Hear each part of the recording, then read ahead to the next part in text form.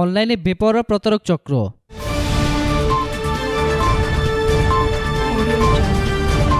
প্রযুক্তির কল্যাণে সময়ের সাথে পাল্টে গিয়েছে জীবনযাত্রা, বদলে গিয়েছে অপরাধের ধরন। অপরাধীরা এখন অনলাইনে গড়ে তুলেছে অপকর্মের নেটওয়ার্ক। মানুষের অজ্ঞতার সুযোগ সোশ্যাল মিডিয়ায় প্রভাবশালীদের নাম ব্যবহার করে হাতিয়ে নিচ্ছে কোটি কোটি টাকা। সরল বিশ্বাসে তাদের ফাঁদে পা রেখে সর্বশান্ত হচ্ছে অসংখ্য মানুষ। এসব অপরাধী এতটাই বেপরোয়া যে প্রধানমন্ত্রী কিংবা সন্তানদের নাম ব্যবহার করতেও দ্বিধা করছেন না। দেশে বিদেশে গড়ে ওঠা আন্ডারওয়ার্ল্ডের মতোই সাইবার অপরাধীরা এখন জোট বাঁধার চিন্তা করছে। এমনই এক দুর্ধর্ষক প্রতারক ওমর ফারুক। প্রধানমন্ত্রীর নামে ৬টি এবং তার মেয়ে সাইমা ওয়াজেদ পুতুলের নামে একটি ভুয়া ফেসবুক অ্যাকাউন্ট খুলে প্রতারণা চালিয়ে আসছিল।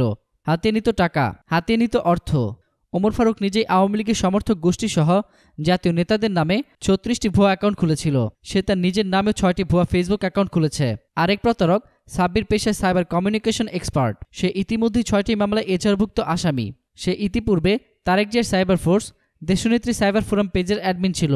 সম্প্রতি সেসব পেজের নামে জায়গায় শেখ হাসিনার পরামর্শক ও সাইমা ওয়াজেদ পুতুলের নাম সংযোজন করে তাতে নিরাপদ সড়ক চাই ও কোটা আন্দোলন সহ নতুন কোনো ইস্যু পেলে সেগুলো নিয়ে উস্কানিমূলক ভিডিও ও পোস্ট করে আসছিল। সম্প্রতি সাইবার বিশেষজ্ঞদের তৎপরতায় র্যাব ২-এর একটি বিশেষ দল অনলাইন সক্রিয় ৫ প্রতারককে গ্রেপ্তার করেছে।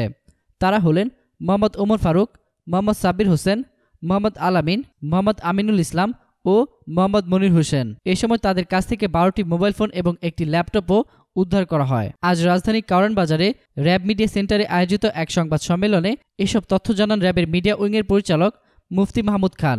তিনি বলেন, নির্বাচনকে ঘিরে সক্রিয় সাইবার অপরাধীরা ভিন্ন পথ অবলম্বন করছে।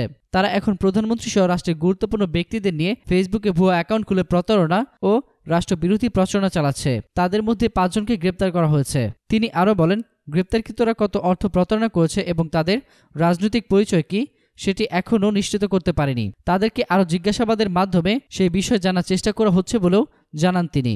এতক্ষণ ফ্রিকি নিউজের সঙ্গে থাকার জন্য আপনাদের সবাইকে ধন্যবাদ।